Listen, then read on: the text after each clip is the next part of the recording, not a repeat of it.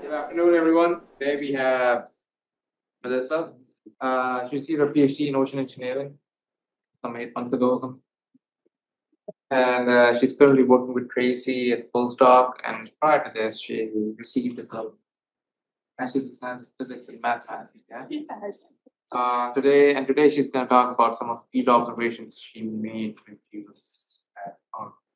Hi everyone, thanks for the introduction. Like I already said, I'm talking about some field observations I did this past fall out in Oregon with Oregon State University, looking at field observations of wave-induced pressure using some new technology that I'm going to do. For some of you who have maybe not heard me talk about this yet, but a lot of my PhD work and current work is thinking about wave-induced pressure. So as waves propagate across the beach in the nearshore coastal areas, we get these pressure gradient forces from the waves acting within the water column and then down in the sediment.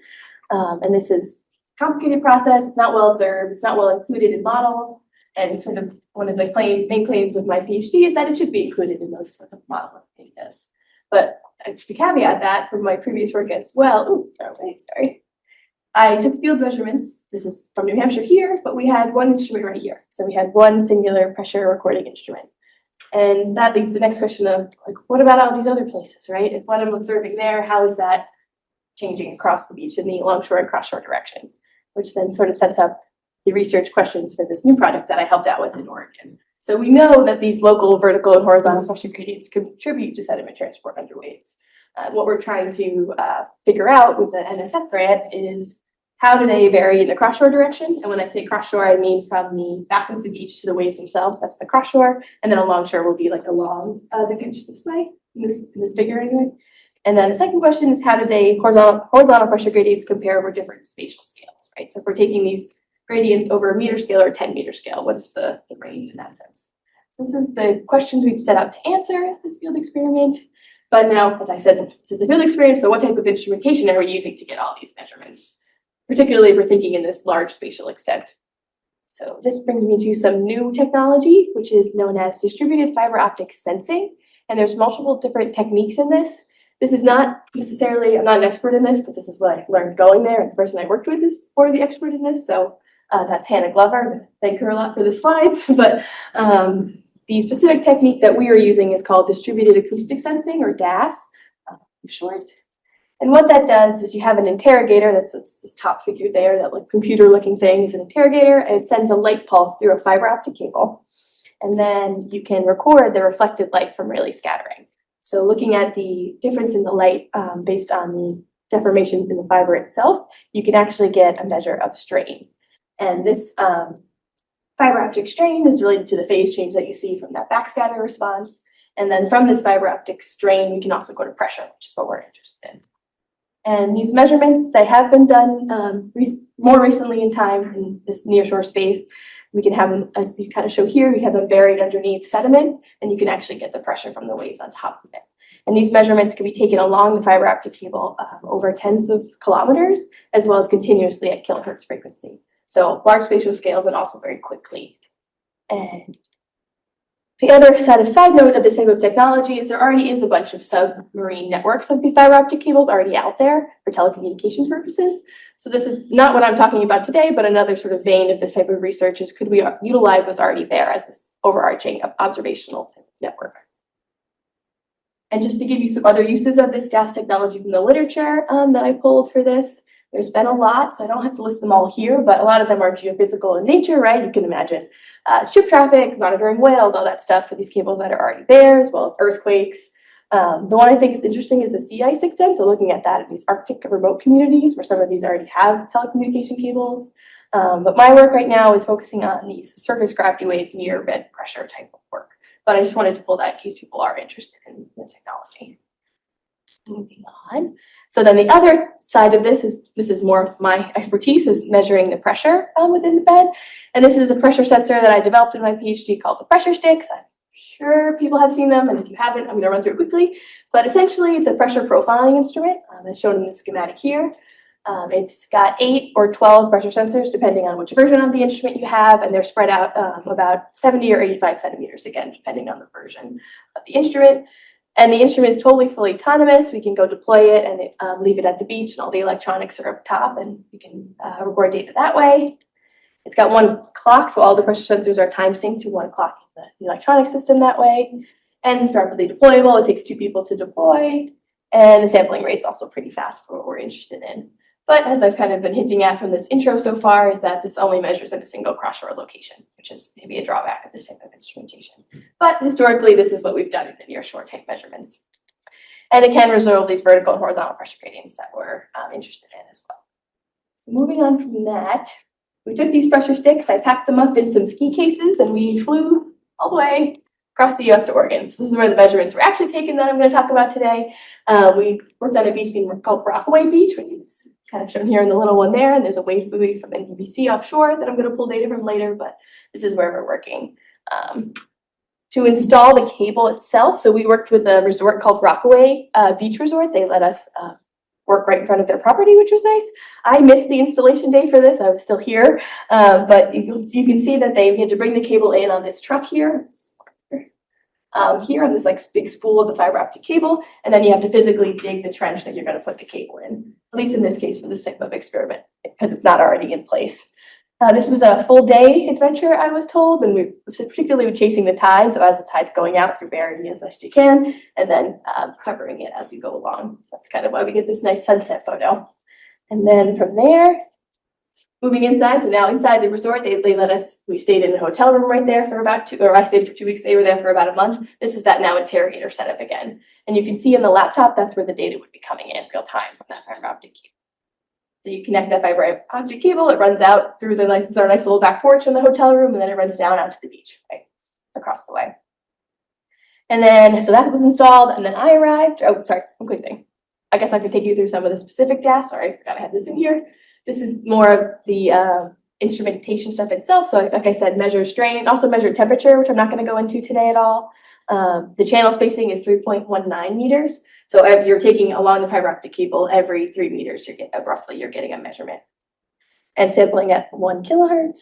And this Rockaway experiment that we did was, the cable was in from October 9th to November 4th, right? I wasn't here for this whole month. I came for about 2 weeks at that time to put these guys in. So here's the pressure sticks themselves that I mentioned that I worked on, that I brought with me, that we traveled with.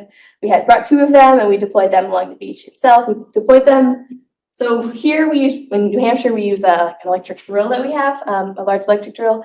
The one that they reserved there from the hardware store was cable needed an outlet, so it was not battery powered. And then you can't imagine running extension cords along the beach would be the very safest. So we had to do it manually with this auger here, which was okay. It was kind of hard to get this pressure sticks as low in the bed as I normally hear, but we also tried using a diesel auger, which is basically sounded like a lawnmower where we had to pump it up, like diesel powered. And that was okay, except we ended up breaking it in the sand, which is this piece. So we actually recovered it when they recovered the cable, they were able to find it, but we tried, they could not get it out while I was there.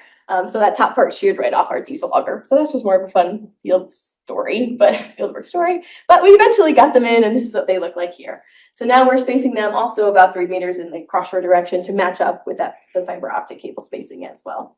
But as you can see, the orange tape on each pressure stick, that's how far we were trying to get them in the bed, and wasn't as easy as it has been here. But that's okay, another learning experience for traveling with these guys. And then from there, we can look at the full experiment. Oops, sorry, wrong way. And this is what it looks like from up top. So you have that black line is the cable going out. They slightly miscalculated the length they needed, so they ended up with extra. So that's why they looped it back. You can see at the end there. And then each of the colored dots is an RBR duo pressure temperature sensor. That's also spaced, those are about every 30 meters along the cable, I believe. And they were using those to help ground truth the fiber optic measurements as well. And then the triangles are the pressure sticks, which are offset 10 meters in the alongshore, and then also at an RBR node as well. And then I'm talking a lot about the horizontal pressure gradients today due to just time, but we also have this vertical right in the sand as well. I just didn't want people to forget. And similarly, the fiber optics also have 2 measurements. So they looped it as well in the vertical direction. So you also have vertical pressure gradients for both of those instruments. But I'm not going to talk about that too much today, but I just wanted to put that there. Yeah. And this is what some data from the RBRs look like. So again, the color is matching the color along the cable, but you can see that we get the full tidal range. As you move up in color, right, you can see the ones that are all the way on the back of the beach are getting less of the water, right? The water's not coming all the way up to the back of the beach. And the pressure sticks were about here. So we did not get the full tidal range that I would have liked or what I've normally gotten with them here in New Hampshire, but we did observe some of the waves, especially when we got some storms that came through. But it's just to give you more context. And then from there, okay, so now pulling from the NDC wave buoy data, just to give you our full experiment time, we have water level on top. You can see those tides, the mixed semi-diurnal tides of the West Coast. We have significant wave height and wave direction, and then wave period. So this is for the full cable deployment, and then the pressure sticks were in here for about a week and a half that we had them in. And then, but you can see we captured some nice storms. We see that increase in wave height as you come through, which is good and helped with where the pressure sticks were located. And then just to pull some pictures, right here the pressure sticks are as we have those waves coming in from the storms. They look very small. Another positive of staying at the beach was I got tons of pictures of the pressure sticks, maybe for better or worse there. But then you can also see as this particularly high wave storm came through, you can see them, they're submerged, they're visible, then they get submerged by the water as they come through. As well as I like, or a difference from working on the West Coast to the East Coast is there's a large intergravity signal or low frequency motion. Tom, you joined at the right time there. And you can see that how the water really pulls back and they become completely exposed and then over. So that's a new thing that I'm dealing with my data, and maybe me and Tom should talk more about it. But yeah, so going from there, another thing we did was GPS surveys. So another thing that I've done here previously where we measure the elevation of the beach. So each of those triangles is going to show you a GPS survey. We took a lot of them during that storm that we were more interested in, but you can see that we had erosion kind of on the lower beach and then a little bit of deposition up top. So there was a sandbar that ended up being completely changed, which we're interested in as we go through this data, because that's showing, right, that these larger beach changes. Okay, so that's kind of some context of the full experiment, but here I'm going to go into some preliminary results. So first starting with the raw DAS data or the raw fiber optic data. So keeping you where our experiment is, then looking at the overview on top. And then if we look in the cross shore direction, you can see the pressure sticks marked again in the triangles, and then the dots are those RBR, as well as the elevation of the beach going from the back of the beach out to the water. But what the data from the DAS is going to look like, so I'm just going to first orient you on the graph here before we get into the data itself. So I'm putting on the x-axis, I'm putting that cross shore location or x equation. So 0 is the back of the beach, and then the 1 or 200 is out by the waves, just like the other profile there. And then on the y-axis, so from here, right, we've got offshore approaching onshore, right? So our beach, so just keep you where we are in that figure. On the y-axis, I'm going to do time, right? So time is increasing as we go up the y-axis. Just going to show you though here. So I'm going to keep that there, but this is what our plot's going to look like, not a traditional time series. And then in the plot itself, we can do a color bar of strain. So that's the raw DAS data there coming through. And as you can see, right, we can track these waveforms coming up and on the beach and kind of get run up as you get closer to the beach itself. Yeah, so those are fun and interesting to look at as well. But going from there, right, I've been interested in the pressure more, so how do we go from strain to pressure? This is not something I did. This was, again, the Oregon State group did this conversion from strain to pressure, but I'm going to talk through it quickly. So what they end up using to go from strain to pressure is a semi-analytical transfer function, which is kind of all that math there. Again, I'm not an expert in this part, but it accounts for the cable composition and the interrogator settings. And they did previous experiments in the lab as well as other field studies in other locations to help develop this transfer function. And you can see this figure here on the bottom, or picture here on the bottom, is different types of fiber optic cables. So kind of these transfer function will take into account those different physical properties of the fiber optic cables. So don't ask me too many questions on that because I'm not an expert there, but additionally, right, we have those RBRs. So that's another way to calibrate and validate these actual observations, which I'm just showing you the pressure from the RBR sensors. So if we take the RBRs and the semi-analytical transfer function together, we can go from strain to pressure. So the same graph setup here, right? We've got the cross-shore location on the x-axis, time increasing on the y, and the color is strain. We can go through that data analysis structure, and we can get the pressure here. So it looks similar in some sense. We're just back in units that make more sense physically to people who've looked at pressure before, right? Meters up here. Okay, so that's sort of just going from the raw data to pressure. But then what I'm going to talk about today for preliminary results is a case study of the cross-shore pressure. So focusing on the dPdx. So I'm going to look at that particular storm, that kind of area that we were talking about when the pressure stick was deployed. So in this range here is what I'm going to look at. I've pulled just the wave conditions there. And what we're going to do is take our pressure, right? And same setup where cross-shore distance is on the x-axis, increasing time on the y, and the color is pressure in meters. We can then calculate dpdx over those roughly 3 meter scale that we had each of those measurements along the fiber optic. And that's what I'm showing here again. Same setup for the graph, but the color is now dpdx. And to put this in a context of sediment transport that I've worked in previously, we can calculate what's known as the Sleeth parameter, which is a ratio of the destabilizing horizontal pressure gradient force to the stabilizing force of gravity. So this is a way to quantify if there is enough forcing to move the sediment, for the sediment to go from being stable to moving. And previously in the literature, it's been shown that a greater than 0.1 of that value of the Sleeth parameter is what could lead to that destabilization. So we're going to take our dpdx that we have and convert it to Sleeth. Right, so now the same thing, same setup, cross-shore distance on the x, time on the y, but the color is now Sleeth, which is this non-dimensional number. And you can see, we see those brights, red and blues, which could be larger Sleeth values, which are indicating we do have destabilizations. But to dig into this further, I'm going to focus in here, so this time, and then this cross-shore location, which I'm showing here. So first I'm going to look at now, this is identifying that difference in spacing. So what if we take different spacings when we calculate this dpdx? So first I'm going to just do 3 meter spacing. So here is showing you the nodes I'm taking from the fiber optic in the colored dots and the cross-shore location that they're at. And then each of those is spaced 3 meters. And we can look at the pressure on the top axis here. So just regular pressure for about a minute, converted to meters, so pressure head. And then the Sleeth value is now on the bottom plot in this sort of time series, traditional time series plot. Yes, and the color is showing you where the cross-shore location of that dpdx value. And what you'll notice if you look in this particular wave that we have here, we do see the critical Sleeth parameter exceeded. They are occurring during the wave trough itself. And this is a pretty narrow relative cross-shore region of about 12 meters. This is what I'm calling a local instability across this 12-meter range that we're looking. But if we change that meter spacing for the dx of the dpdx, say we look at 10 meters instead, right? So now you've seen my dots spread out a little bit more along the cross-shore profile as we're taking a larger spacing between each of the nodes, and do the same type of plot, pressure on the top axis about 1 minute, and then the Sleeth value on the second bottom axis there. You see that we don't have the exceedances in that same wave that we did at the shorter spacing. The critical Sleeth parameter does not exceed, so we could say that over these larger spatial scales, the sediment bed is more stable, which is intuitive to some degree, I think. But we still do have non-zero pressure gradients. So I think that's interesting. But now to pull in the other measurements we have, right? So what about the pressure sticks? Those are way up the beach, which when you put it in context like that, I was like, oh.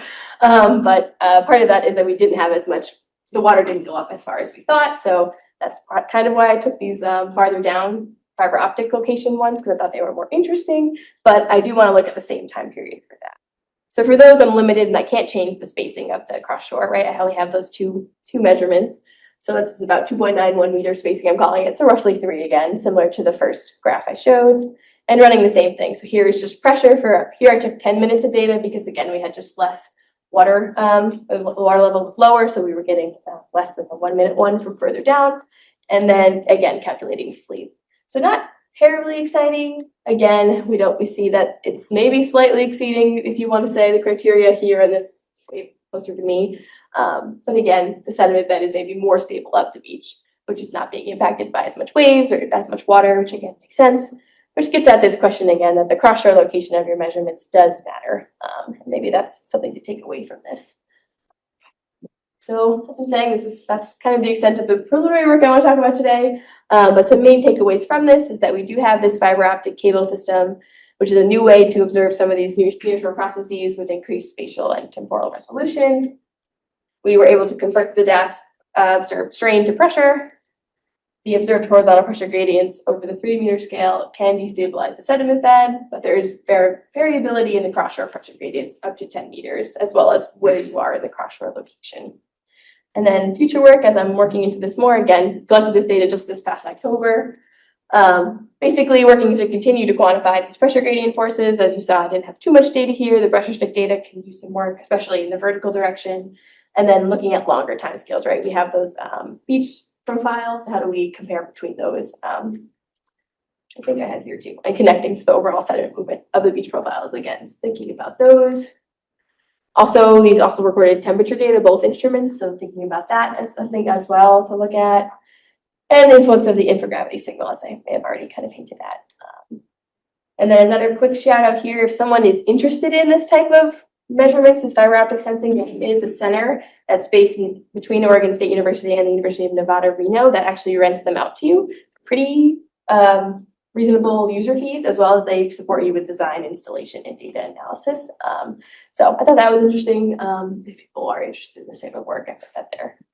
And yeah, so that's kind of where we're at with this so far. I'm happy to take any questions, happy to take any feedback. This is the first time I've talked about any of this work that I did. So yeah, thank you for listening. Hopefully that was A question. go ahead. Can you explain the difference between what the RBR measures and what the pressure stick measures? So the RBRs are single point, so it's just one pressure temperature sensor, right? So the pressure sticks are a full array of pressure sensors. So I have pressure in the water and down into the sand, versus the RBR is just those are attached to the cable as more of a validation for the cable itself. Yeah. So just traditional work for the pressure sticks would take RBRs and strap those to a pole, but now they have all different clocks. And looking at some of these gradients over the quicker timescales, but that was kind of the extension of the pressure sticks. Like, can we make something that has, yeah. So, but those are just off the shelf, the RBR. So yeah. That's not fun. Yeah, less fun. Yeah. So I got a couple for you. I'm shocked. Yeah. So you're showing plus and minus pressure Yes. values. What's your reference pressure? Was it atmospheric or hydrostatic? Correct. Atmospheric. But those ones, those pressure ones that were done by my colleague, actually, she removed the hydrostatic. As well. So Yeah. that's how you got that. Exactly. Negative, Plus or okay. minus, yeah. I think I kept it in for my pressure stick data because if Yeah. that one was a little more weird with this, yeah. So if I remember right, your work here in New Hampshire, you more often exceeded sleep parameter under the crest of waves, or just preceding or just after. I can't remember which. Preceding, it's kind of, yeah, Right around the crest. So, and it's a trough here. correct. So were you guys out on the beach at all? Is that a hydraulic jump kind of thing? Which is a fruit number, Yeah, I think. this you're talking about here, how it's like slightly earlier. Yeah, like how it's or here, right? Then Yeah, so having spent some time on those beaches, little bit. none of it instrumented, I might add, but they're really flat. Yep. And low angle, and you do get these hydraulic jumps where the flow goes from, I don't know, subcritical to supercritical or something. I'm looking at Tracy because she probably has thought about this stuff more. Katie. Okay. Yeah, so Or critical. it's, Yeah, you get a jump here. yeah, I mean, Good nothing. do you think it's in the backwash? Yeah. Yeah. And I'm just wondering if that's where you have these, because they tend to be relatively stable. They migrate a little bit, but I'm just wondering if you set up a hydraulic jump there and it's giving you a very localized sort of signal. It could be. I think that gets into, we just need to work on this more and get more, right, calculated for more extensive. Yeah, and I know this isn't your stuff, but Yeah, exactly. I know. But I think that's a good point to look at, right? Or to think about those types of setups on those. The beach, like you said, the beach is very flat. So I'll have to look at it and ask. What's the water level? For these guys, Yeah, at the time those measurements moved. these ones, I have it. Like in that, you had a profile figure with you. Yeah, I have it here. Water depth 2.7. I mean, go back to the profile that you had with your sensors there. Sorry. Is that? That one, like on the right figure. Oh, like where that would pull it in. Yeah, where's the water? Yeah. level? I don't know if I have it recorded here. I would probably guesstimate between 2, right? 2 to 3, probably. 2 meter water depth. Yeah, roughly. Yeah, the water depth was about 2.7 for this time. It's a really interesting wave time series for that. So it's almost swashing. Yeah, well, a lot of the measurements Yeah. were very, a lot of the 2 times meter we end up. water depth, I wouldn't expect that to be swashed. Yeah. I think, unless I have that wrong. Seems like your waves. Yeah, no, good question. I agree. It doesn't look like stuff I've done here, right, in the high tide, stuff I've done here. Well, thank you. Go ahead, Juicy.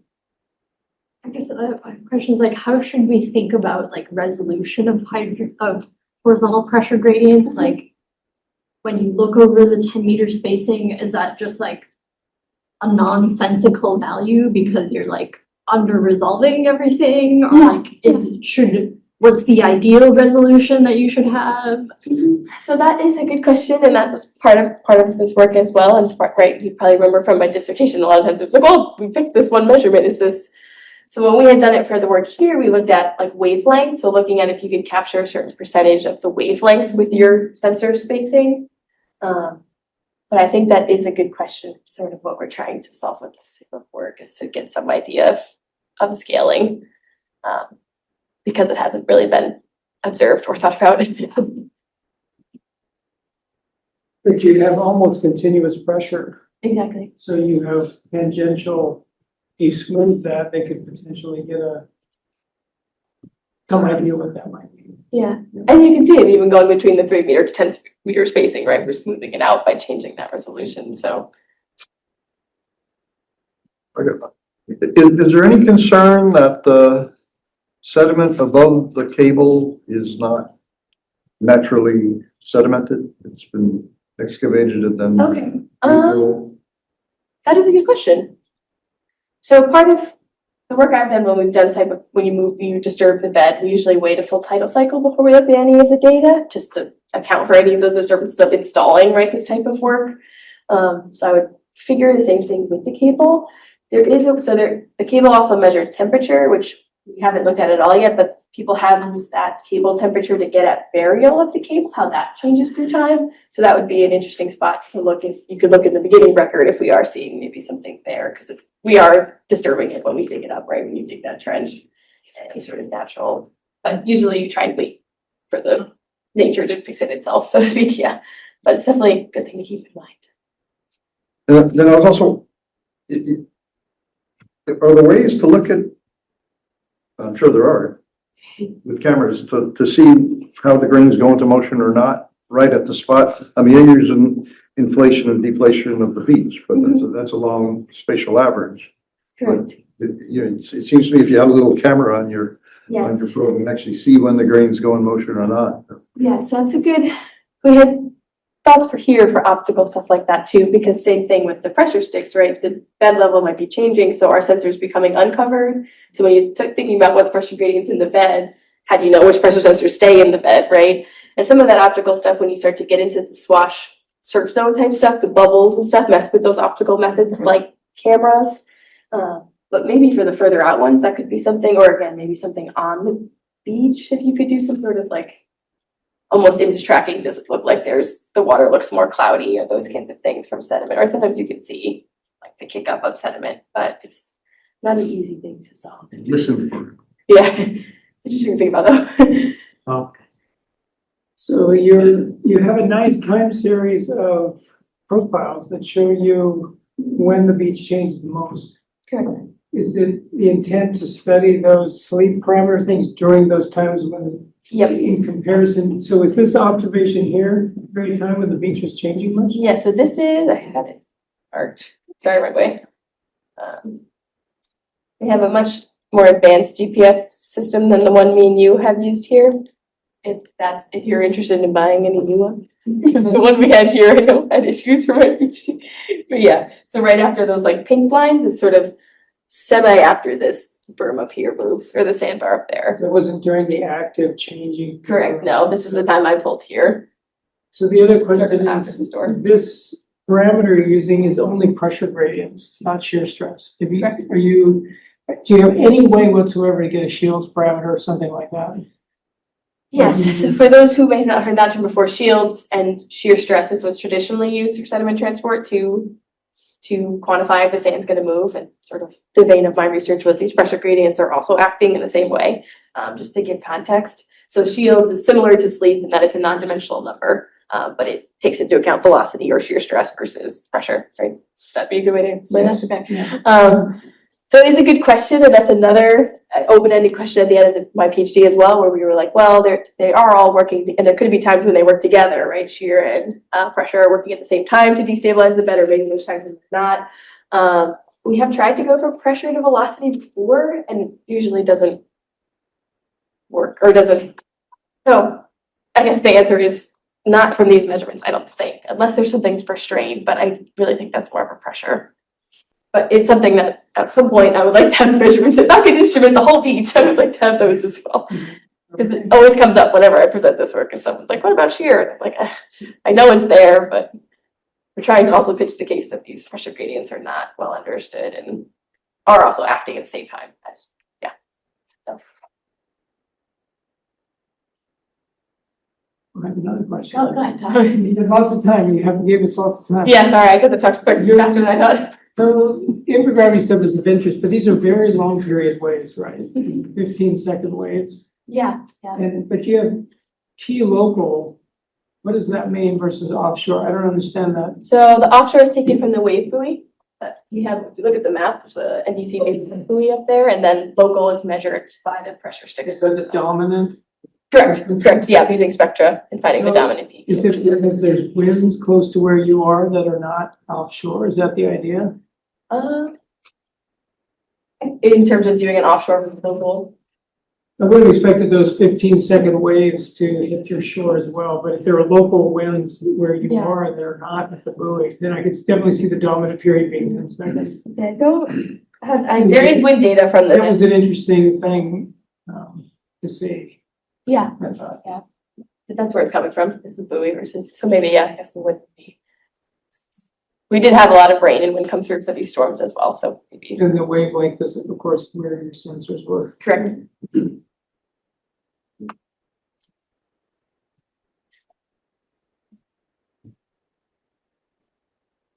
Go ahead, Tracy. I guess I'm still stuck on the resolution thing. Like, Yeah. is there also turbulence here that could be imposing small scale pressure gradients that and does anyone have any idea of how those compare in magnitude to just the kind of wave scale pressure gradients? It's a good question. I mean, I would imagine there's turbulence just based on, have you ever seen like a wave crash and everything along that? But I don't have any measurements or a sense of scale personally off the top of my head, but I think you're asking all the good questions over there, you three. We can go on forever. I'm sure. Yeah. It was a cool, like I said, cool experience. And the person who invited me to work on this with her, I just met at conferences and she'd seen my work and she randomly emailed me. So in that sense, you never know. Someone's gonna be like, we met for the first time when I got there, like, be like, oh hey.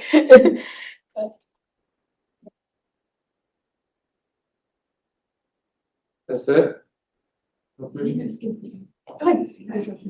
I might not know how to formulate this question though. So the sediment levels presumably changing over the time period. How are you able to differentiate between that and the actual waves crashing over the beach? Were you going out and measuring the depth of the sand? Yes. So ideally we would have something that's real time with the pressure sensors. So that's what I've done here is we had it was using infrared optical backscatter, like an array of those, to then look at light levels and determine where the bed level, an estimate of the bed level through time. I brought that instrument with me and it didn't work. So unfortunately I don't have a real time one, but we did go out every time they were exposed and take a hand measurement of how the bed is. So I do have those. The GPS measurements are sort of another way to do it, but it's another sort of open thing with this type of work. Again, because you run into issues of not being able to see with a camera or acoustics because we're in the swash and the bubbles and or sort of zone type stuff. But it is important to, and I've done some work with my pressure sticks looking at attenuation of spectra, because as you go into the bed acts like a filter and which should decrease some of those. But in the upper bed, when my resolution sometimes is 5 centimeters, so then it's less obvious, but you can see it once you get 30 centimeters. That was another way I tried to look at it. Could you get some estimate of, again, which sensors are in the bed and which ones are in the water?